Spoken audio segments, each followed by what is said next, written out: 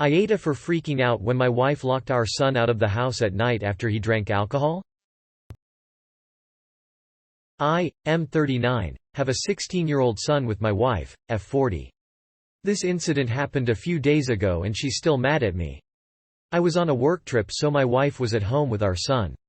When I got back, I found out that he had been hanging out with his friends and they convinced him to drink some beer and he got a little drunk. I'm not saying what he did was right, but him and I had a talk about it and it's fine.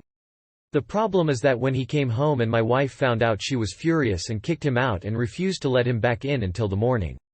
He was begging her to let him but she wouldn't. When I found out I was furious. Regardless of what he did, she made a slightly drunk teenager stay outside by himself at night. Something very bad could have happened to him. We had a huge argument over it. I asked her how the hell she thought that was okay. She just kept saying that it's our son's fault for drinking alcohol. My wife isn't really talking to me now and my son isn't talking to his mom. I feel like I'm in the right, but maybe I'm not. AITA?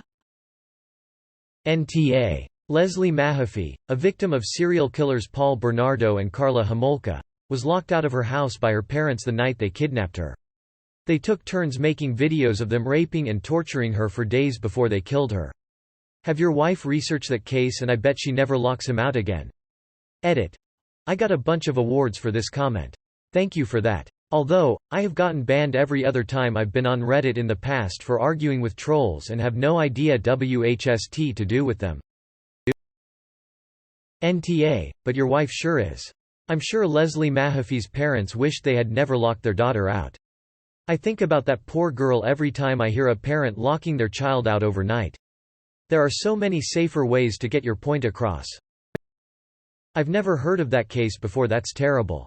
I wouldn't be able to live if something like that happened to my son.